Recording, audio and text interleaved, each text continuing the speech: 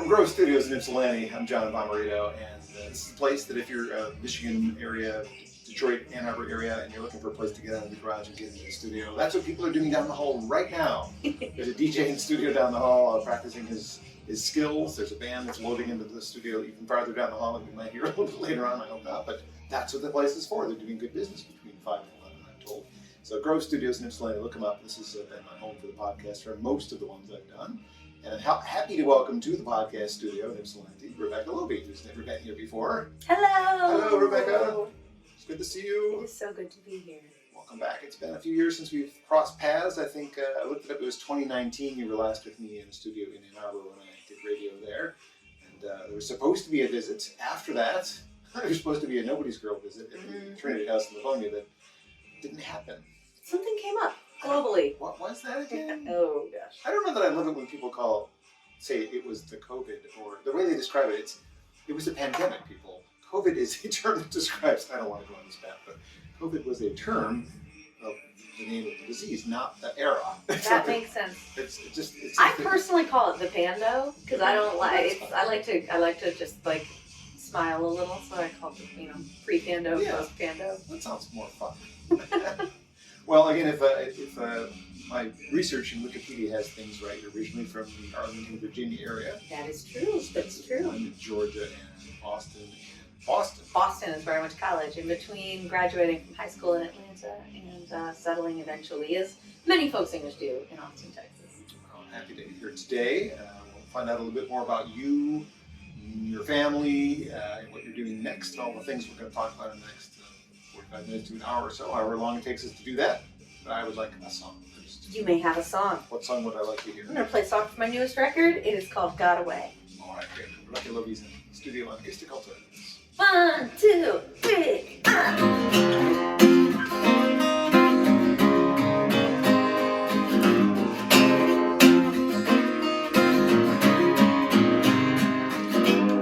It's time to pay the bills again. Makes a woman feel like running. I keep a backpack by the door. You keep asking what that's for. Can't find a place where to say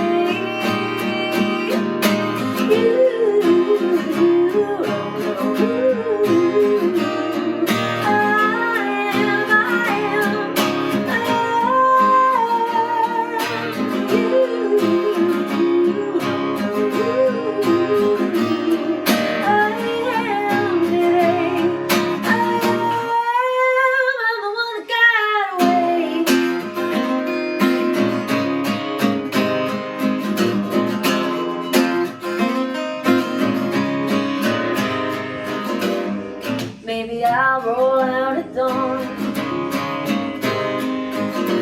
Headlights off, radio on. The open road will take me back. You're the one you always have. Thought about our own hands to play. Away.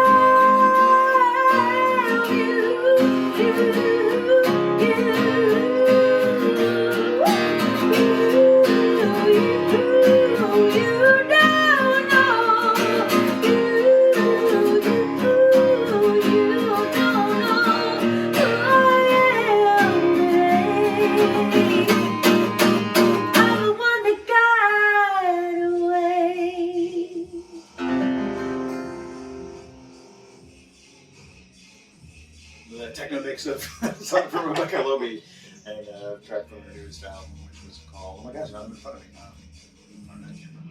Give up. Here goes. Ah, that's the one you visited 3 years ago. Yes. There was a covers album released in between. Yes, I released a covers album during lockdown called Secondhand Songs. Yes. So those who are on Patreon Yay! have that already in our collections. I don't know that that's one that's available for sale because It's not available for sale. It's not on iTunes or Spotify, but it is available for free on my website. I originally recorded all of the songs for Patreon and then decided to, sort of during the dark times of 2020, 2021, decided to offer it for free to anybody who signed up for my email list. It's really easy to sign up. It's at RebeccaLoebe.com. And, I have a background, I'm sure we'll get into this more, in audio engineering. And it was just a fun way to use my audio engineering skills and share some mellow acoustic covers at a time when I thought people might be able to use them. it was a nice gift. So thank you. Thank I could say it face to you. face now. But just thank you. It's my pleasure. Something happened between the last time I saw you and today. Somewhere along the line, you got married. Dun, dun, dun, dun. I sure did. Congratulations. I'm a married woman. Long time coming. Yeah. My husband and I have been together since the Stone Ages. Wow, We're really? together, we've been together for 13 years. And, although he'll always joke, like, yeah, but she's on tour a lot, so it's more like 6.5. I'm just gone, like, a lot.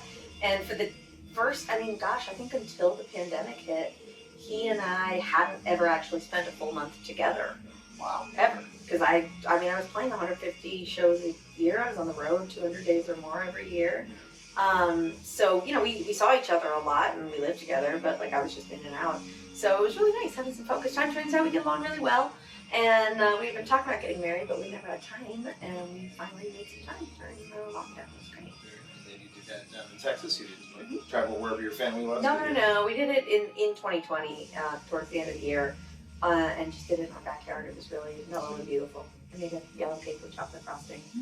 Love it. Excellent. Well, congratulations. Thank you. Well, let's talk a bit about your background as a young child. You said 2 cities you lived in early, Arlington and Atlanta. Yes, my family lived in Arlington, Virginia from the time I was born until I was about 8 years old, and then we moved to Atlanta, and I lived there till I was just barely 17 when I graduated high school and moved away for college. Apparently you favor cities with A's in them. Yeah. You're in Austin. What is going on there? There was a B in there too, Austin. So the more formative years would be the 8 to 16, right? So I think so. You're more of a conscious person during those years. yeah, it seems like you're growing and you're developing your habits and your things. What kind of things did you like to do, or what was your favorite thing to do?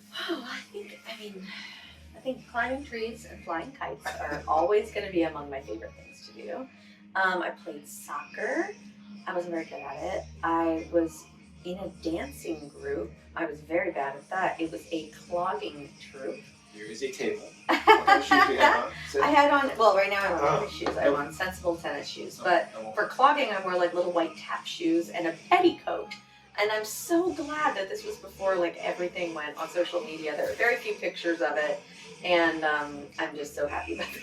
And now your patrons are going to ask you. Yeah, I could probably do a whole post of just embarrassing childhood photos. I also, I have a great group of friends. I was in a bunch of school plays. I loved doing that. I was in the choir, and I started playing guitar when I was about 11, and started writing kind of bad, corny, preteen poetry right around the same time. And then a few months later, I was like, oh, I could take these bad poems I'm writing and these bad chords I'm barely strumming and put them together and write some bad preteen folk songs. And then it just became my whole life's mission to make more songs and sing them for people. I'm glad that you did. I think something that might help us a little bit during our interviews if people is just a little bit closer to you. I would be happy to. I think that it might cut out a little bit of the extra background. Can you hear me better Oh now? my goodness. Yay! So, Great. so that time, the 90s-ish is when you're growing up and listening to music. Who's the one that's making you say, pick up guitar? Well, I started listening, to like sort of, grunge rock stuff that I got from my cousin, I loved the Nirvana Unplugged record. I loved Live. That record, Throwing Copper, was great. Smashing Pumpkins, the double album. So it was that's where it started, but then it transitioned into sort of this wonderful world of like mid-late 90s acoustic kind of folk rock, and many of those artists were women, which was spectacular, and there was Jewel and Sarah McLachlan, Natalie Merchant, I think Amy Mann, Ani DeFranco, the Indigo Girls, Paula Cole, Fiona Apple. I mean, it just went on and on. It was Alanis, of course. I really about Alanis. And so I was listening to all of that, and I really didn't have a sense that that was a moment in time. I just thought that's what music was. And that was a really empowering thing, I think, for a middle school and high school aged young woman who enjoyed singing, to like have that modeled, that was just normal. That's what music was at the time, and so I loved all that whole era of music. I didn't know this until I got into commercial radio, but apparently before that time, there was a time that they didn't play two female artists on the radio back to back, which is baffling because you had a history of like, Johnny Mitchell back there, you got other hit makers, Linda Ronstadt, whatever. But two in a row is like, no, can't do that. People will tune out. Oh yeah, believe it or not, there is still a time where they don't play two back to back, and it is 2022. I can't believe that. I mean, not every radio station. There are radio stations that will play women back to back, but there are a lot that still don't. Especially, like, not to call them out, but in country radio. And I've seen some great videos of Amanda Shires on tour, and she'll like turn on the country station in whatever town she's in and count how many songs it takes till they play something by a woman. And it sometimes is like dozens, 10, 20. And then she'll call and ask to speak to the station manager. And she doesn't identify herself. She just is a concerned caller calling in to just ask if they realize that they just played 19 men in a row without a single female voice being heard. And I mean, I can get on a real soapbox about this, but I will just say, A, the airways are owned by the people, and the people are 52% women, so that's something to consider. And B, I think that for passive listeners, like kids, young boys and young girls, I think that hearing a more equal balance of voices like gives a strong subliminal message about whose voices are worthy of being heard. And so when that young person is in the back of their parents' car and they hear 19 men in a row and no women, it just sort of reinforces this message that men are the ones who deserve to be heard. And I don't think that's great. So I disagree. I mean, I agree with you. That's what I'm saying. Are we about to fight? No. No, I'm totally kidding. Take a look at the guests that have been on the show. No, I know. You're wonderful. Mix. You're such a champion. And if there's a good voice on either side of the aisle, I'm playing it, I'm promoting it, I'm making it heard. So I can't believe it's still happening. I know. Well, and I was telling you before we started, there was this thing that I heard about a few years ago. Look it up. Just Google like country radio tomato gate. I won't go too deep into it. Just to say that there was like a presenter at a country music radio conference who compared playing too many women on the radio in too short succession to having too many tomatoes on a salad. He said, like, women artists are like the tomatoes on the salad. And his comments were not very well received. No. I hope they threw tomatoes at him, actually. Yeah, exactly. Yeah, let's go to his house right now. I can picture Amanda doing that and then saying, by the way, we play some Jason Isbell? That'd be kind of funny. Yeah, that'd be great. Play women and Jason. All right, so anyway, playing guitar as a kid was obviously something that led you to where we are today, a few years later, just a couple. And eventually you decided to follow that as a career path. You probably did stuff that wasn't playing guitar as a job. What kind of other things did you do? I did. When I was in college, I worked at my college as an office grunt work study. I worked at a bank. I was a bank teller. That was one of my first jobs. I worked at a Whole Foods as a cashier and a bagger. I worked at a recording studio when I first got out of school as a recording session engineer and a Pro Tools editor. And that's kind of when my music career started, because it turns out that one of the benefits of working in a recording studio is having the keys to a recording studio. And I started recording demos, and those demos became my first album, and once I had that, I started touring. But, it wasn't like I started touring and suddenly could support myself as a musician. If anyone figures out how to do that, let me know. But it took me many years of trial and error. And so, during those sort of formative years of trying to launch a touring career, I worked at a lot of live events as kind of like a local stagehand, setting up for, a neuroscience convention or, just different conferences and big corporate events. And I would run the audio, I would run the projectors, I would set up the lighting. I set up a lighting rig at a Kiss concert once. I did all sorts of weird kind of stagehand work. And that was great because it was freelance and it was all over the country, so I could be on tour and then have like a gap in my tour and then call the the staffing agency and say like, okay, I have 8 days off on the East Coast. What do you need? And they say, oh, we have a conference in Boston starting in 3 days, and it's 5-day, load in, and I go do it. And it'd be me and like a bunch of giant dudes unloading like a 52-foot truck. And you're not very tall. I am not very tall. I'm also not very strong, as it turns out. And early on in my career as a stagehand, I really tried to like prove that I was just as tough and just as strong as the guys were. And I almost injured myself so badly so many times that I finally had to just accept, some limitations and, do the best I could, but also ask for help when I needed it. Well, good thing for the recording studio, because that the first album, 2004, is Hey, It's a Lonely World. Hey! I don't think I've ever heard that record. Yeah, no, I'm doing my best to scrub it from the internet entirely. If it was up to me, no one would ever hear it. So the songs never make it into a set list? Oh, no. Okay. No, I have a few old, like, diehard supporters who will request 1 or 2 songs from my record, but yeah, I was a child. I was 21 when it came out. I wrote a lot. There's a song on there I wrote when I was 16. I consider that to be a collection of demos. I'm glad it happened. I'm glad it's out of print. I was never a songwriter. I don't play any instruments, but I did write poems to express my feelings as a kid, much like you were probably doing. I still remember one of them, Girl of My Dreams. A girl I had a crush on. Are you going to share it with us right now? No. But I do remember some of the lyrics, and it sort of had a melody. Okay. So, it probably could stand the test of time. My brother's friend was in a band, in Battle of the Bands, and they took some of my lyrics and turned it into one of the songs they never heard him do. So, cool. It is kind of cool, but that doesn't mean the songs were bad or good. They were just songs, right? So you could possibly find new life in those songs if you. I could get this DJ down the hall to remix some of them. Yeah, or you could take a different perspective on those songs if they were. I haven't heard them, so I can't tell you. Anyway, they're out there somewhere. So, 2010 Mystery Prize seems to be where most of us hear about you. Yeah. There's another EP in between, I believe. Yeah. I just kind of studied. So 2004 to 2010 was an interesting time because I was trying so hard to figure out how to make music my full-time job. I went on my first tour with my first little record collection of demos came out in 2004. And then I spent the whole next year, 2005, working at Whole Foods, working at the recording studio, and just dreaming about going on tour again. And then in late 2005, I went on another little tour. It was just a few weeks in the fall, and it went so well, and it felt so good. And I thought, this is it. This is what I'm meant to be doing. And I think I did some, quick math on the back of a napkin one night at a bar, and I was like, okay, I think I can afford to just live on the road as a touring songwriter. My gigs will pay for gas. I'll get food at the shows. And as long as I'm not paying rent in Boston, I think I can afford to survive. So in January of 2006, I put all my stuff in storage. I moved it to my station wagon, and I started driving around the country just playing shows.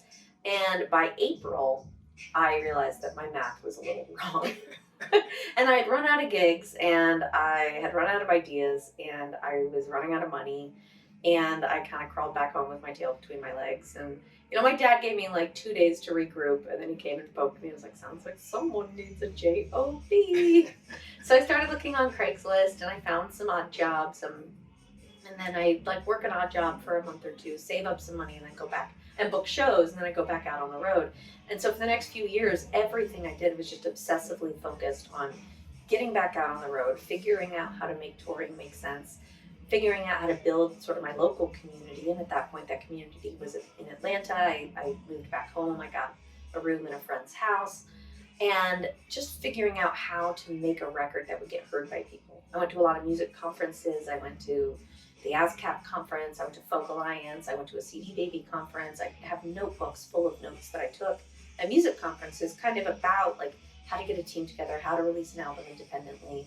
And I was just sort of scheming and dreaming and planning and working a zillion odd jobs and teaching guitar lessons to kids and selling beer at football games and chauffeuring teenagers and just doing whatever I could.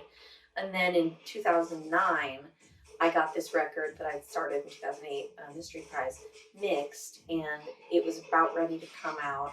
I was in the New Folk competition at the Kerrville Folk Festival, and I won. I did it in 2008 and I lost. I did it in 2009 and I won. And that gave me a little bit of momentum. And I hired a radio promoter, which was something that I had learned at these conferences I went to. If you really want to get your music heard, you've got to hire somebody who has connections at radio stations to get it in front of DJs, because they won't open a package from just anybody, So I got a recommendation from a few musicians that I trusted, and I hired a great radio promoter, a woman in New York named Lisa Gray. And she was my only team member at that time. I've received things from her course. She's lovely, right? Never met her, yeah. She's great. She's trusted, I think. And so I didn't have a manager, I didn't have an agent, but I had this like extremely positive, extremely flexible radio promoter, because her fee wasn't that crazy, but you also have to pay for postage and get all these albums sent out. And she, was patient, let me pay her over time, and I again put all my stuff in storage and moved into the car so that I could afford this radio campaign.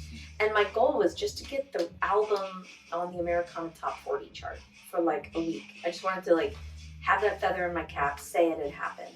And something about that record in that moment really connected, and it got onto the Americana Top 40 chart for 9 weeks.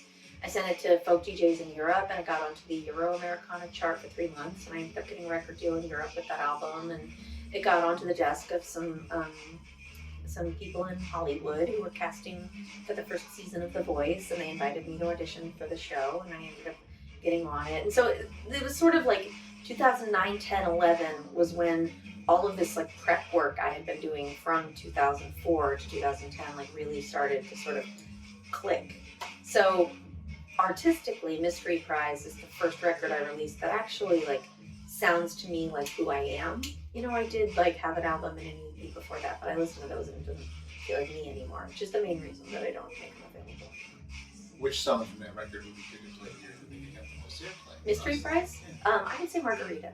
Do that one? Yeah. All right, let's go. Another song. Okay. Guitar's ready. Techno beats going. Yeah, I've got my backing Got a band. remix. All right, you ready?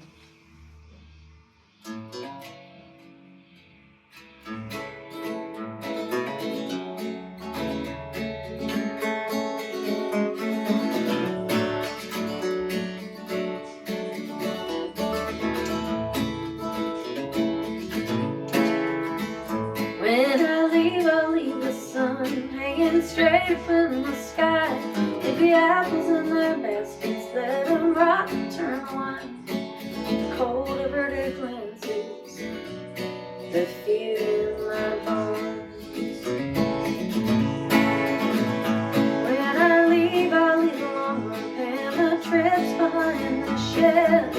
Bundles in my mattress, shaking their heads. I will fare thee well to no one.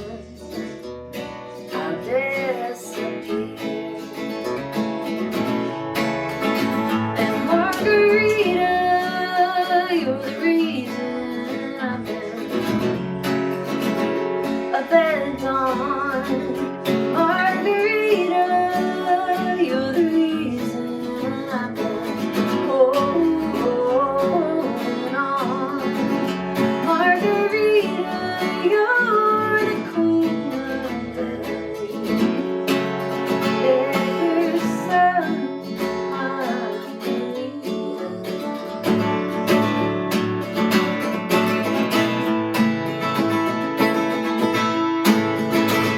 When I'll leave completely with a suitcase full of cash. I'll uncross every border and I will untake every breath till we're standing in a chapel and we're making promises. Oh, the girls will get new dresses and the boys get baseball caps. I'll answer every question, I'll dance till every last drop of celebration has been rolled out of our shoes. We'll make love till the morning, make love till we can't move.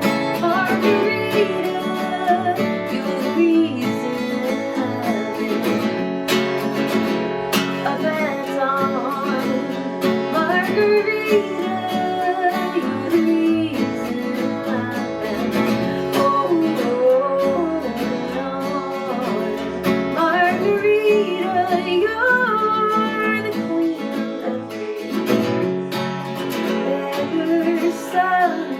Margarita, Margarita.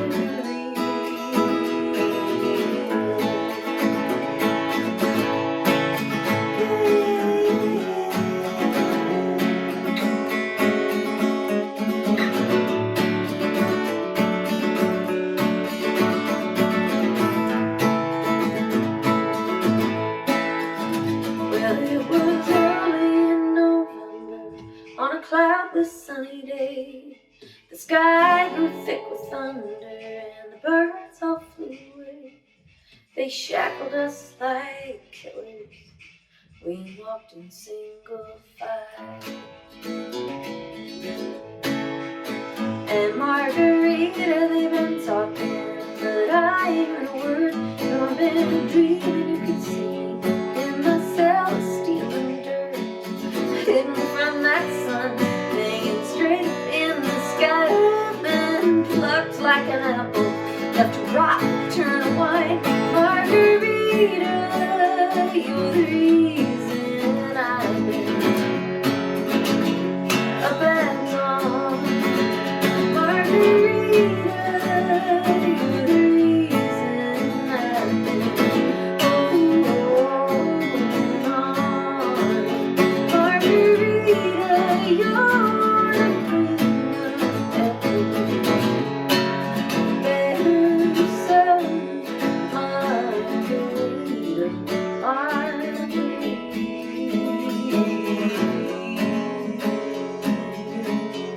Oh, Margarita, Margarita.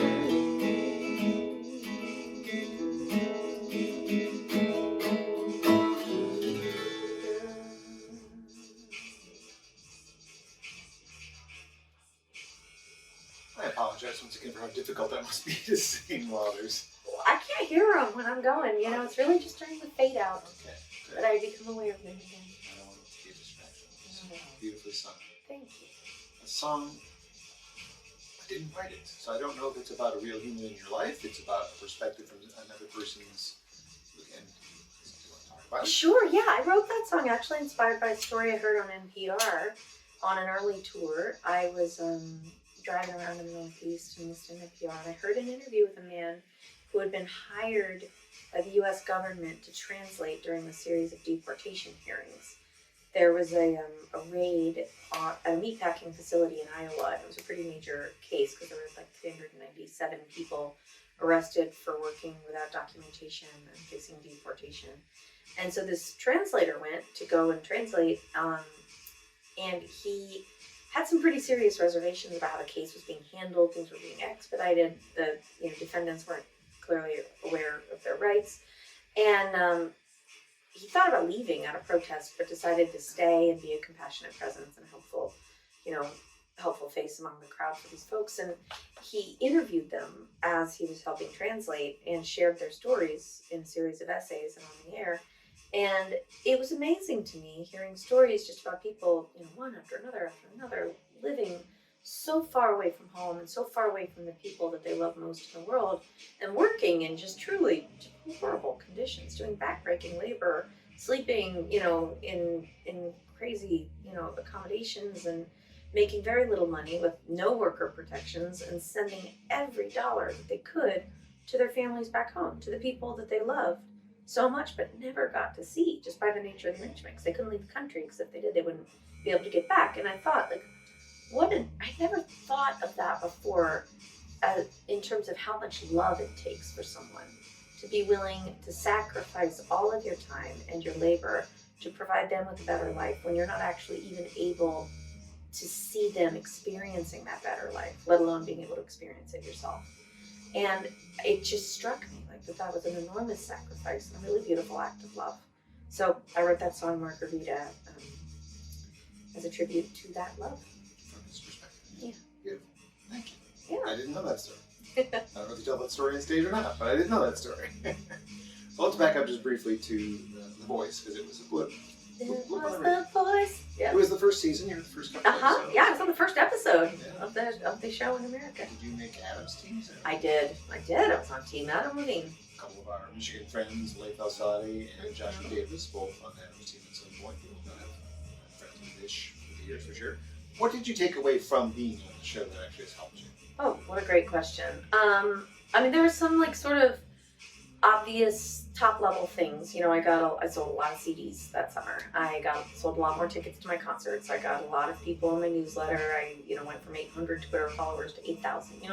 Really kind of numerical gains that can be easily seen by anybody who's looking. But really, your question was about what helped me, and the answer is that performing for my blind audition and my battle round were so scary. That was such a scary experience that, you know, if you go back and find my blind audition, you hear my voice shaking, and you might think it's vibrato, but it's actually my whole body just trembling out of terror. And it was funny because it was so scary, and the consequences, there were no consequences. It was like I just wouldn't get picked, and I just wouldn't be on TV. Not a big deal. I didn't really want to be on TV in the first place. I just kind of went because I thought it sounded, you know, like an interesting way to meet some people.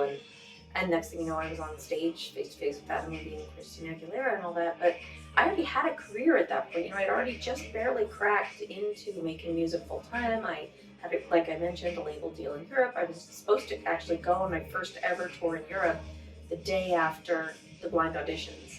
So if I hadn't made my blind audition, I would have just gotten on a plane to Amsterdam and gone over there and toured for 3 weeks. I mean, the plan B wasn't bad, you know?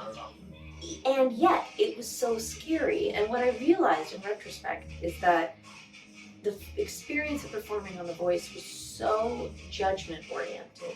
You know, I was there to be judged by the producers and the lawyers and the audience, you know, paid extras in that like little arena, and the millions of people watching at home, and the 4 celebrities whose job was to judge us.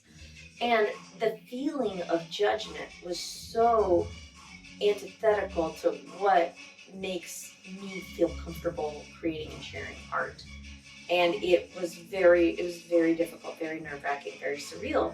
But since then, every time I've gotten on stage to perform in front of an audience, it has been joyful. There's been nothing scary about it. There's no way that an audience at the Arc in Ann Arbor could scare me, because I realize they're not there to judge me.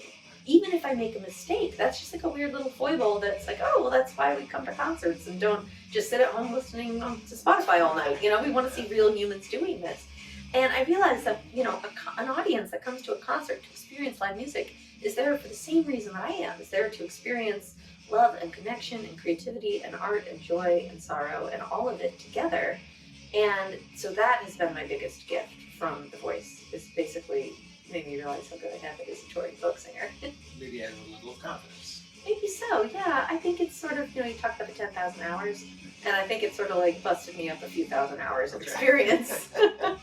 Well, I don't pay attention to everybody who's been on the show, so this might be a general statement, but I do notice several that get high up don't seem to like take that momentum and go anywhere with it. But you, like, you dove right back in. You started making records, and every other year or every year you make something new for us. So, and that's admirable.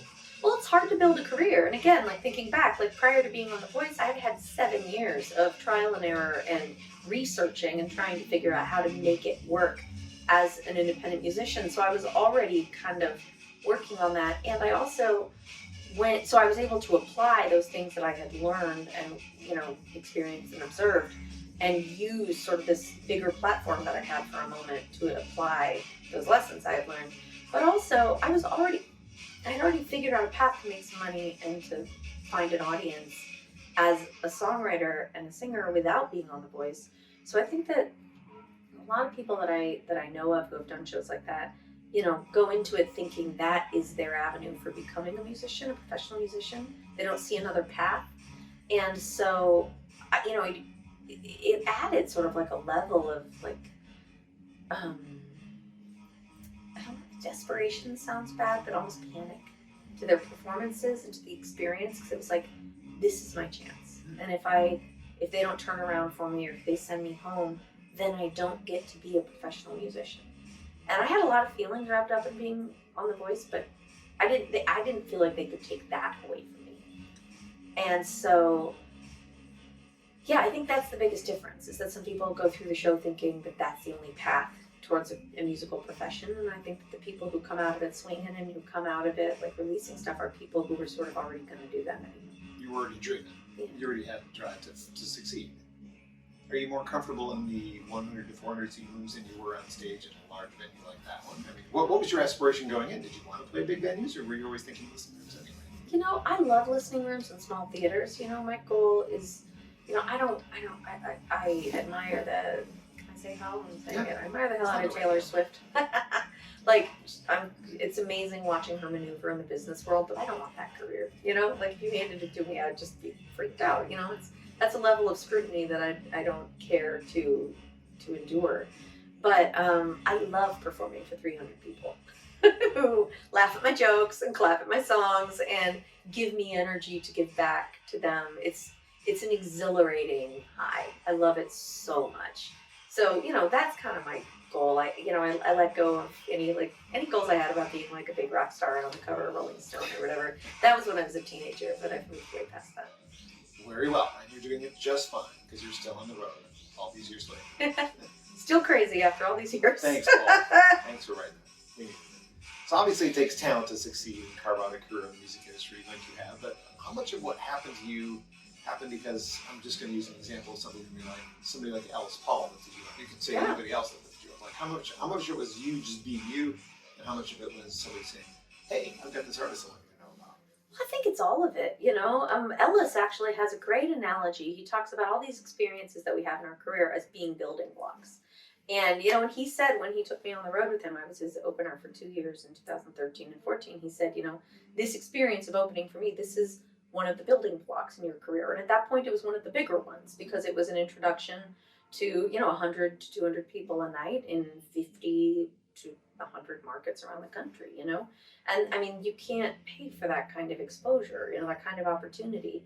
And that happened because after I was on The Voice, I was able to find a manager. That manager worked also with Ellis Paul. The two of them decided it would probably be a good idea for me to get some experience and exposure to audiences by opening for him. I kind of auditioned. I played a couple of shows on the road with him. And after that, he, I guess, liked what I did, saw some potential, and enjoyed being around me enough to want to spend countless hours in the car together, and invited me to be his opener on the road. And that definitely was just as helpful, I think, as being on The Voice, because it introduced me kind of intimately to people who were already going out to hear music. The train, we get the train too. The train refrain. No, it's great. This is great. There's a lot going on. Things are happening in Ypsilanti tonight. It's happened. So anyhow, being introduced by a trusted artist, and him saying, I believe in this person enough that I think you're going to enjoy her, got me into so many people's iPods. Got my CDs in a lot of people's houses, got a lot of names on my email list, and I still build on that, and people still come out to my shows now, 7-8 years later, because they were first introduced to me by him. Were there others that did that for you besides Ellis? He was the most, I've opened for him the most. And now is a point in the interview where I should mention that I am getting over COVID, so my memory's still a little fuzzy. So it's okay. There are going to be some answers where I'm just like, I'm not getting over it, and I still have some fuzzy memories too. Okay. It's okay. Well, this seems like, because I've met you a few times and I know just how extremely nice of a person you are, I feel like you would do that for somebody else. Have you done any mentoring in that way? Have you taken artists on the road? I have. I haven't taken anyone on the road, partially because I want to get a little farther along. I want to have more to offer before I do that. It's like some of my shows are still kind of light, Like, I'll just be honest, it's like I have plenty of markets where I can sell a good number of tickets, but I'm not at the point where it's like that every night. And so before I took somebody with me and said here, all this could be yours. I just for it to be a more consistent experience for them. But what I like to do is I have mentored some younger artists, and I don't mean younger numerically. I just mean, for people who are forming their careers. With sort of consults, and I even, for a little while, people would ask me, because I think that I work hard and I work very visibly. So I have a reputation in the singer-songwriter community for being a kind of hustler, hardworking musician. And so I would get calls from people asking if they could consult with me and pay me X number of dollars to chat for an hour about career stuff. And I tried that, but I really didn't like it, because I would just rather talk on the phone with a friend and brainstorm. When it becomes about money, it just feels less fun. I feel self-conscious about whether my advice is good enough, and it takes the fun out of it for me. But I do love to just brainstorm about the music business. So I've done those kinds of things for younger artists many times, where we'll get together on the phone and brainstorm about their upcoming release, and maybe some of my ideas are helpful, and that makes me happy. With no offense to others, are there any that you've spoken to that you're like, oh my gosh, you really have to hear this person? A person that you would want to introduce me to? Oh, you mean just musicians I love? Yeah, well, the kind of people you might have mentored or had mentored in this conversation that you think I should hear. Oh, well, I mean, I can't in any way take credit for her current success, but if you're not listening to Brittany Ann Tranbauch, I think you absolutely should be. What's your last name? Tranbauch, Tranbaugh. Brittany, I met her when she was a teenager. She was coming to Folk Alliance and stuff 10, 15 years ago. And she was doing sort of the singer-songwriter thing and going to college and whatnot. And I think she got a little burnt out or disillusioned on music or just wanted to do something else for a while. So she's been doing other stuff for about 10 years. And then she wrote a little batch of songs. And last summer, someone sent me some demos she had made. And the songs are just crushers. They are so, so good. And she and I had a phone call, and I don't know if you'd call it mentorship or just two friends catching up, but it was so good to talk to her, and we talked about her upcoming release, and she put out an EP this year, and she just did everything so well, you know, she made some great videos, and she made some really smart moves, and she entered a couple of the songs in the John Lennon songwriting competition and won the grand prize. Nice. So, you know, again, I can't take any credit for it at all, but I am cheering for her loudly and joyfully, and I just want everyone to hear what she's doing, so that's a high recommendation. Her song Quarter Life Crisis Haircut. You gotta hear it. I put that on, actually. I was on the road this weekend with a guy named Jesse Rubin, and I have an ongoing playlist on Spotify called Cool as Folk, and it's just sort of a repository for all my favorite songs. Like, when I tour with someone, like, I'll put their favorite song that I've stuck in my head on the playlist, or if there's an artist I hear that I love, I'll put their favorite song, or Dear Old Friend, or, you know, Treasured Hero, whatever. So it's a long playlist, and I just put it on shuffle and have it rotating almost all the time. And I was driving with Jesse, we've been listening to songs for days, and I put on Brittany's song, Quarter Life Crisis Haircut, and it starts, and he, like, puts down his phone and, you know, listens more intently, and then she starts singing and gets to the first verse, and he sits up straight and goes, who the hell is this? Which I think is a pretty amazing response. That's a response, yeah. Yeah. That's what music's supposed to do. Yeah. So we briefly glazed over the Berkeley experience, Mm-hmm. just because it was there in the history. Just of like my eyes were glazed over the whole time I was there. Well, there must be something that you took from that you use every day at work. Oh, certainly. So much. I mean, I studied, gosh, studying at Berkeley is like drinking through the fire hose. You know, they have you take I took 12, maybe 13 classes my first semester of freshman year. Because they have a lot of like half credit classes or 1 credit classes, and you take 16 credits. And so I took a ton of different subjects. And every semester I was taking, 8, 10, 12 classes. And so I studied so many interesting things, and the music theory and the ear training and the harmony and the arranging, like all of that was really foundational, fundamental. And I went into school not knowing much of that stuff. Still don't, to be honest, but I did my best. And then I also, I took some keyboard classes. I was a vocal principal. I took years of voice lessons. I took ensembles. I took guitar for the non-guitar principal, so I learned a little bit of guitar while I was there. Most of what I do is self-taught or taught by my dad or my middle school music teacher. And then, of course, I studied audio engineering, and I spent 3 years just immersed in the music production and engineering program. And I learned all about, studio equipment and gear. I worked on the tech crew at school, repairing gear. And I learned a ton about, just the process of making records, both as an engineer and as a producer. I also took some classes in the songwriting department, which I found to be really interesting, and in the synthesis department, which was more like synthesizers and composing using electronic music, like our DJ friend down the hall.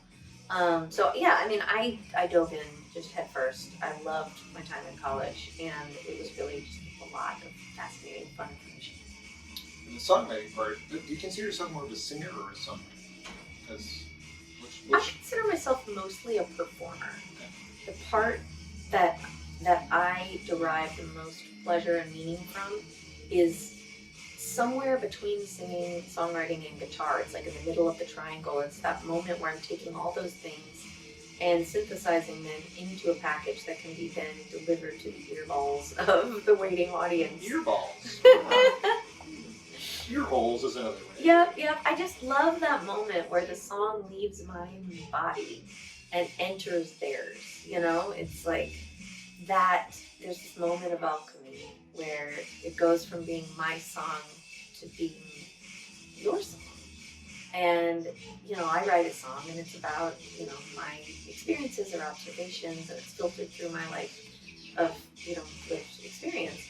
But then when it goes into somebody else's ears, it becomes filtered through their lifetime of experience and observations, and it becomes their song, and it becomes unknowable to me at that point, because it's theirs. It's about how it applies to their life, and that's something that I won't ever know. And I just, that moment of transfer is so powerful to me. That's what I love most. Have you, obviously, anything you do for 18 years, you're going to get better at. What have you noticed about your songwriting that is better now? Like, where's your confidence level? I'm better at doing this now. Well, I know my voice a lot better. I mean, as a writer and as a singer, and my voice has matured. The voice is a really interesting instrument. You know, it grows with you. It's made of your own tissue. You know, so it's not like a guitar. I mean, even guitars mature over time, and the wood hardens and the resonance improves. But the voice grows and ages as your body grows and ages, and I think it generally moves in a really beautiful direction. You know, it deepens, it expands, and I feel like my voice, you know, I can use it differently. I can sing lower, I can sing higher. I know where I can bring power, and I know when it feels better and works better to pull back. And so, you know, that I think is probably the top thing. Would you like to sing low or high now? Song, please. Well, what a good question. What should I sing? All right. If I was going to request one, What would that be? well, what were you going to play? I was thinking like Louise. What do you want to get? Live. Live. Oh, sure. I've been avoiding the really quiet ones Yeah, of because these jabronis. Yeah. They've been quiet now, but they thought we were finished. So Yeah. let's So save that for the if they take a smoke break, we'll dive straight into a ballad. How does that sound? Yeah. Well, let's go. All right, I'm gonna play you the song I wrote with my friend Luke Jackson one night. We had been on the road for weeks at that point, and I was doing all the driving because he's from England. That's a long story, but I was really tired one night, and I asked him to get out the guitar and just entertain me.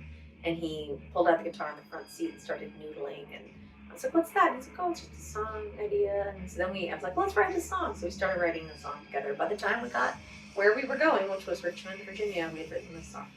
It's called Lake Louise.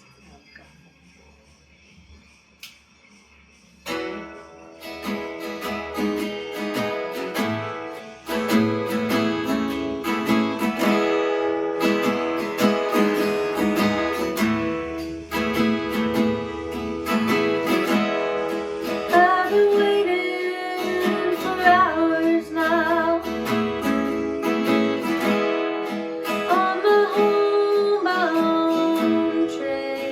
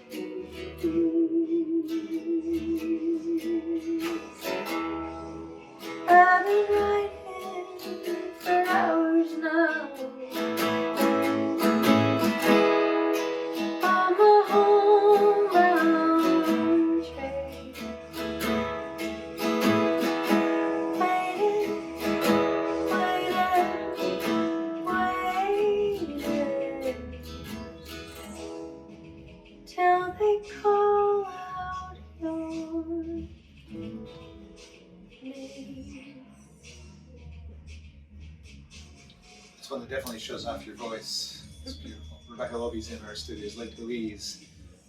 Acoustic Alternatives. The studio is Grove Studios in Ypsilanti. Again, a place that is a rentable space for folks to practice their skills, whatever they may be, DJ or band. Otherwise, I would give you a tour if it wasn't full today, but pretty cool place to do your thing. So, tell me a little bit about the Nobody's Girl project that's developed over time. Like, how did that come about? Sure. Well, it started just as a one-time tour with myself, Grace Pettis, and Betty Sue.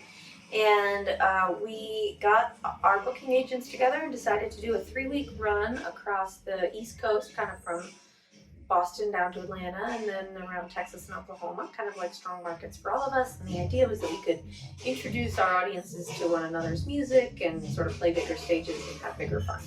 So we did that, and it went incredibly well. And this funny thing happened while we were preparing for the tour.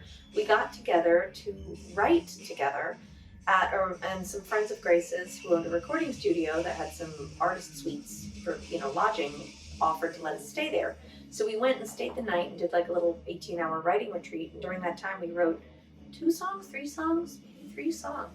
And the next morning, we played them for the owners of the record label and of the recording studio. And it turns out they just started a record label, and they offered us a record deal. So we ended up signing a record deal and recording an album together before we had even played a show together. Wow. And then when we went on that tour, we had a little EP to sell, which was really exciting.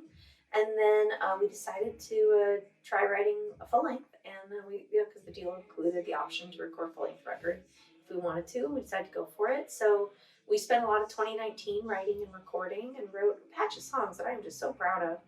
And that was supposed to come out in the June of 2020, and it ended up getting postponed till summer of 2021. And that's kind of where the story leaves off for now. We had a big album release in July 2021, and our tour had gotten scheduled, and and unfortunately was supposed to happen kind of right when the Delta variant was peaking, and so we ended up canceling most of that tour as well. And so for now, we're just kind of like waiting to see what happens in the future. It can happen again. Yeah, it can absolutely happen again. We're just waiting till the pandemic is all the way in the rear view. And similarly, another cool thing was the event of the Circle Game, which could have also turned into a tour if you wanted it to, I think. That would be such a fun tour. Sign me up. It was me, Liz Longley, and Heather Maloney. Just some of the most brilliant. Yeah. They were so good. And we're all 3 creators on Patreon, and sort of a summer project in 2021. We did an online show in which we sort of introduced each other to one another's audiences on Patreon. And we recorded a remote collaborative cover of the song Circle Game by Joni Mitchell. And honestly, I listened to that recording just for fun because Liz and Heather sound so beautiful, and singing in 3-part harmony with them was a real delight. I think that Liz is probably listening because she's stuck home with the baby. She's checking this out because maybe she does. I don't know.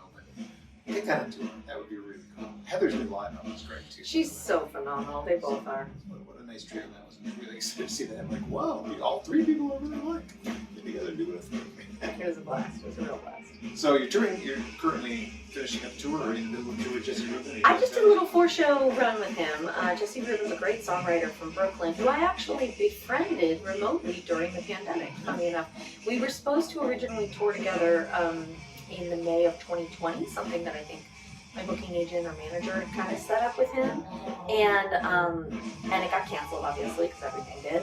And then we just started connecting on Zoom, and we did some co-writing together and played some online shows together, and just sort of really hit it off. And we just met a few months ago in person for the first time, and it felt like we were already old friends. It was really funny. We went out to dinner and we're like, I can't believe it's the first time we're meeting. It was so funny. And so we just did 4 shows, and it was a lot of fun, and I hope we get to do more together soon. A little bird told me that he said that you're so nice that you must have a dark side. What is your dark side? Who is it? I'll tell him. Okay.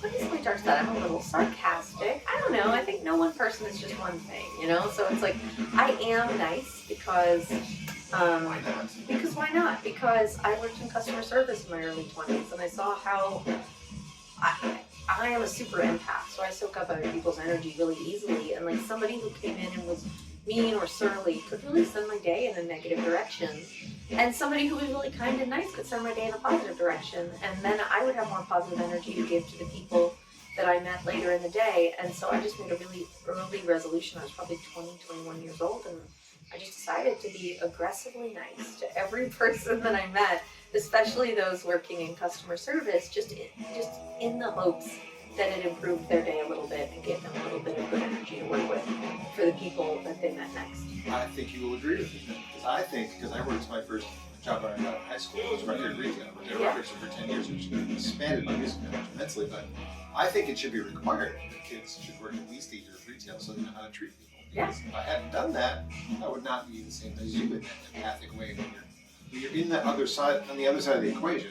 Like if you're at a restaurant and you treat your waitress like shit, you know what it's like to be treated that way by a customer. So, it's like conscription, but they have to work for like 1 year folding pants at the Gap and 1 year as a waitress at Applebee's. So you have to wait on people on actually do it. Yes, exactly. And then you won't do it to them. Absolutely. Yeah, or working at the bank when I was young. I mean, that was formative because, people, when you're standing in between them and their money, they treat you like an obstacle or like a machine, I mean, it's a really interesting way to see interact with people. You spend a lot of time on the road. What is your most favorite and least favorite thing?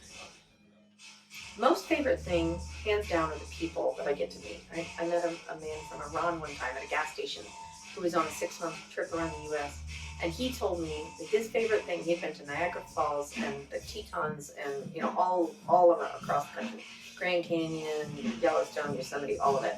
But he said his favorite thing was the people that he met, because when you meet the people, you see the country. And that really stuck with me. And my least favorite thing is definitely learning how to use a new shower every day. Total brag. Yeah, I don't do a lot of vacationing, but I hate when I get somewhere. I'm like, how does this work? I can't get it the right temperature. Every day. So one of the big things that I think is probably a very important thing right now for you is Patreon. And many guests that I have on the show are turning to that as an additional source, maybe the necessary source of income, as we have not really returned to engaging into going to shows as we used to. Absolutely. People are still being a little hesitant. I'm going to fewer shows just budget-wise, and I have less money, so there are less opportunities. But as the person who receives the money, that's your job. And to play for us is your job. So Patreon seems to fill that gap. Yes, absolutely. I mean, making your living on people's expendable income is precarious at times like these. And especially with events that require people to go out in public, because like you just hit it right on the head. I mean, between the concerns about the pandemic, financial concerns, and just habits changing, people aren't going out as much. I'm not going out as much. I get it. But I would go to live music every day of the week if I could. Right. That's where my happy place. Totally. That's different. But Patreon, So Patreon has absolutely gotten me through the last 2.5 years. And I've had a Patreon page for 5 years. And when I started it in 2017, I think I started it because I thought it would be just a wise business maneuver to open up an additional income stream. And what I realized immediately is that it was so much more than that, because it's a really direct way to connect with people who are most excited about your music. Or at least that's what I found it to be. It's like suddenly I had just like an eager and excited audience of people who wanted to hear what I was up to. And that really lit me up. And it's so nice. There's no algorithm, there's no Mark Zuckerberg, there's no, posts getting buried. It's just, I want to share music and people want to hear it, and we can directly communicate about it. And it feels so good. And it's giving me a sustainable salary for being a musician for the first time in my life. And it's indescribable how helpful it is. You've been very smart about it. I'm not 100% sure, but I think you're the first person I actually supported on that platform, because you made it so reasonable. You first started at that $1 level for each video. I'm like, well, I'm more interested in whatever job she's going to give me. Okay, cool. Yeah. And then you made it like a $3 model, which was like, that's great, because I'm getting at least a song every month, or even more frequent than that sometimes. And that made it worthwhile. And some of the other people I support gave good things, but they're higher price. So it's like, how can I really support you at $10? I want to support you, but it's a lot of money. I mean, I will always have, a lower end option, a $1 or a $3, because I support a lot of Patreons. I support almost 50 at this point. I see that, because every time you sign up, I get a notification. Sorry about that. Oh, that's okay. That's great. I admire that about you. So I support a lot of folks on Patreon, and I support most of them at the lower end, because otherwise I'd be spending hundreds of dollars a month, and I can't do that. But I like to share, I believe in the platform, and I like to share and support other people's efforts. And your letters to us are so very well written. I wonder if there's Thank you. And the answer is I hope so. I'm working on a few things. Yeah, I really just write it that way as well. Thank you. Well, it's not going to get any quieter. If you want, I would love for you to do more Sunday if you could do these guys. I'm so sorry. This has never happened. Busy guy. And that, I guess all the way from other town, Texas, comes to my show. Don't worry. On behalf of me, you should just put the whole thing in building. Don't beat yourself up. Do you want to hear about my ridiculous thing that happened today? Yes, I do. I was going to say about your bad day off. So, oh no, I'll talk about it right now. So, I think that it's salient to the times we're having. So, as I mentioned, I had COVID a few weeks ago. I think just about a month ago, and that was when I was positive, and I've been negative for weeks now. And so this is my first time out on the road since I had COVID. And I knew I had a little bit of kind of brain fog. Before I left home, I was having trouble remembering words a little bit. I'd think oh, I need to go grab what's that word? It's in the drawer next to the spoons. It's a fork, that kind of thing. It's kind of scary, honestly. But it's been getting better week by week, and I didn't really think of it in terms of how it would affect touring. But when I got to the airport on Thursday, I opened up my wallet and didn't have my driver's license. I had left it at home. So I was able to get on the plane because I had my global entry ID, and my husband overnighted me my driver's license so I could rent my car from when I got to Ohio. And so then I was like, okay, goofy me, whoops. And then on Sunday after the show, we left and got to our hotel, and the hosts texted us a photo of all of my gear, my microphone, my tuner, my DI. I had left it all on stage, and we're like, okay, oops, silly me.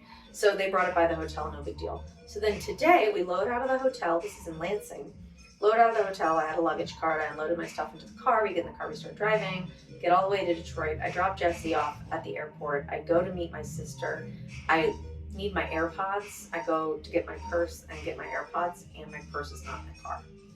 And I called the hotel and asked if they had my purse, and she said, I said, did I happen to leave a purse on a luggage cart? She's like, I'm not sure, I haven't seen it. And then she says, wait, is it a black bag? And I said, yeah. She says, I can see it out the front door. It's still out on the sidewalk.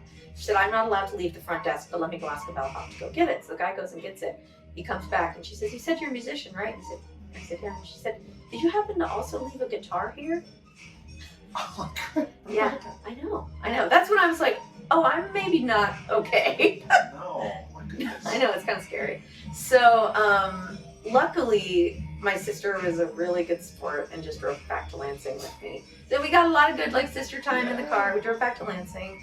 And it was weird. I was like, when I thought I had just left my purse, which was, by the way, full of cash, because I had all the money I made this weekend in it, I was actually kind of calm. I was just like, oh, well, that was dumb, but I'll go get it. But when I found out I left my guitar and that I hadn't noticed, that I searched my car looking for my purse and didn't notice that my guitar was missing.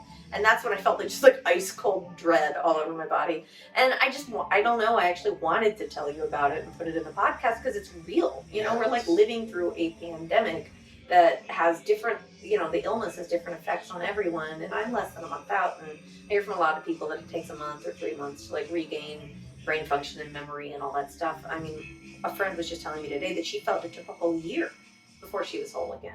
And I was thinking, I don't think I have a year. You're remembering the lyrics to your songs pretty well. So I know. And your guitar chords. Yeah, no, they're all in there. I mean, the song, and that's the thing, is that the songs are what feel the most like me, So, anyhow, thank you for letting me vent about that. It was a great story. It was wild. I couldn't believe it happened. And I got to the hotel, and they had I asked for my guitar, and they had the purse was locked up. But they asked if I had my ID, and I was like, no, it's in my purse. You guys have that too. And he's like, well, how am I supposed to know it's your guitar? I was like, I could show you 100 videos of me playing it, and I know the serial number, and I know the guy who made it. I have him on speed dial. He was like, all right, fine. You're going to be a real pain in the ass. So he gives me my guitar, and then they get my purse, and the woman who had, when I called, she was so nice to me, and she put it somewhere very safe, and I told her, I was like, listen, I'm going to be honest, there's a lot of cash in it. Can you keep it with you until I get there? And so she had gotten off shift. She'd put it somewhere safe. She was just getting off. So I found her. And once, I got the purse, I tipped her $100 because I was like, this would all be gone if it weren't, definitely get this morning and That's check it karma out right more. there. Yeah, exactly. So anyhow, I'm gonna play a song I wrote for myself a few years ago. It's the title track of the newest record, Give Up Your Ghosts.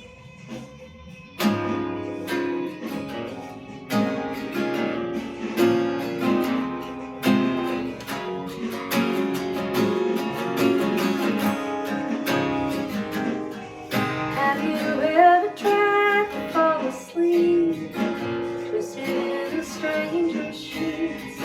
Sure where you should be, sure if you belong.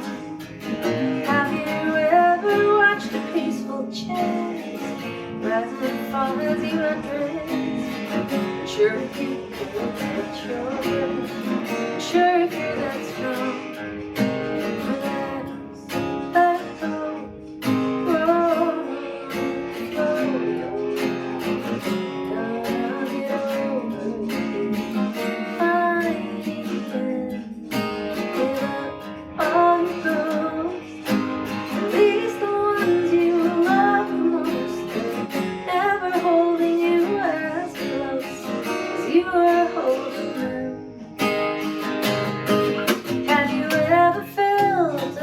Hook in the soft flesh of a hand you shook, glancing of a single look you died to see again. Have you ever tried to cross that bridge, far away from where you live, unsure where your bottom is, or why you need to know? Let go. Oh.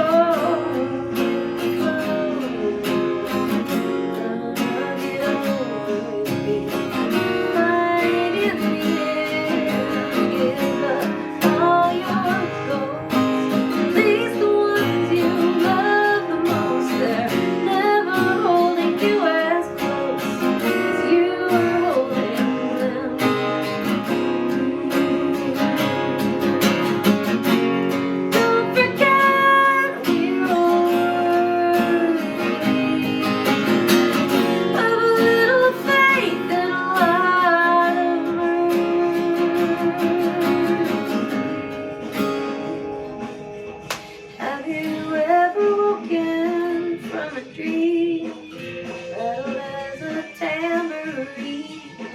Sure you should like your scream, simply play along. Relax, let it go, roll and flow. Gonna get over you, fight in the end, give up all your ghosts, at least the ones you love the most. They're never holding you as close as you are holding them.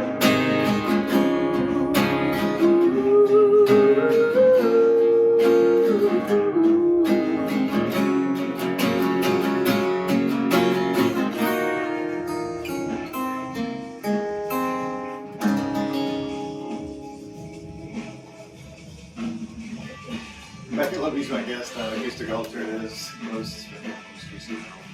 I think that could be the cousins who came from our past. Oh, perhaps so, yeah. I don't know if they know each other yet. We should introduce them. And I was, not that it wasn't, I was present listening to the lyrics, but I was also flashing back to a moment. Have you had the pleasure of seeing Colin Loebe? Colin, No, before we I met, haven't. so he used to be this lead singer that I worked with probably before you were. And Colin's a very funny storyteller. One of their biggest hits has the line, "Ghosts appear and fade away." And he tells a story about it where a young man came up to him and says, "I really love that song, but I don't understand the lyric. Goats appear and fade away." Those pesky goats. And then today, I see this silly meme that says, "Goat butter." And somebody put a sign on it and said, "What are you going to call it? Goat butter?" Goat butter. It just made me laugh. So I was thinking about ghost and goat being interchangeable before you even Give chose up the your word. goats. Give up your goats. So like anytime you're thinking about ghosts, you can substitute the word goats and it becomes like Goat stories. I hope you don't do that from this point on, but I was thinking about it before you even got here about how ghosts and goats make a funny, just interchangeable thing. So anyway, thanks. Go. Thank you for playing that song and all the songs in the chat and putting up the extra noise. Never trained. You had a full experience. You had a rough day. Things are happening. It's okay. Well, and that's the thing. It's like, yeah, I mean, these guys are rocking out down there, and I'm happy for them. They get to jam. They do. They're not disturbing your neighbors. Grove Studios in Ypsilanti, if you want to look it up. If you're a musician in the Detroit, Ann Arbor, Ypsi area, this is a perfect place to do that. No one's going to come knocking on your door or call the cops on you because that's what this place is for. Great to see you. So great to see you too. Thank you for inviting me. It's always a treat. My pleasure. I look forward to what is next. What is next? Is there a record in the works? Great question. I'm writing. You know, I didn't write a lot during the thick of the pandemic. I was just sort of focused on surviving. But my creativity has been waking up lately. I've been writing more. It's been really exciting. And so I'm writing. I'm kind of revamping my home studio and gonna be recording demos there, and then hopefully traveling to Atlanta to work on a new record pretty soon. I'm glad to hear you said the word record. I think some of your fellow musicians are making the album a thing of the past. I think it needs to not be that. It needs to still be enough. You release singles, I might see them, but I might never buy them. Yeah, no, yeah, exactly. No, I mean, I get it. I get why the singles thing is happening. It's because of the way that Spotify is structured, and that's fine. But that's not the art form that interests me. You can't sell a single in a show. That's true. All right, coming up soon on the podcast, we're going to have Bob Murr back from the local music scene. He's friends with Kristen Bell.